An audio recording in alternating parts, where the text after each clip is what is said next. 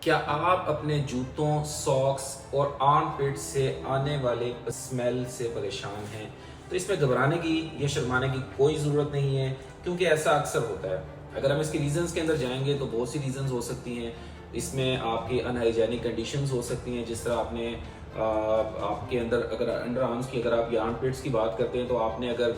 بال اپنے صاف نہیں کیے ہوئے، اس کی وجہ سے وہاں پہ اسمیل آ سکتی ہے، ٹھیک ہے۔ یا اس کے علاوہ آپ کی جو ہے وہ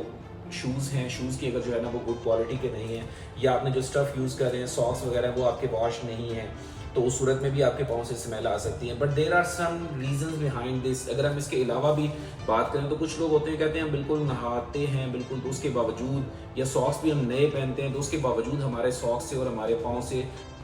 پریشان کن اسمیل آتی ہے۔ ایسے آپ نے بھی کچھ لوگ دیکھے ہوں گے کہ جیسے ہی وہ کمرے میں انٹر ہوتے ہیں اور جیسے ہی وہ شوز اوپن کرتے ہیں تو آپ سے بالکل رہا نہیں جاتا، بندہ کہتا ہے یار کتنی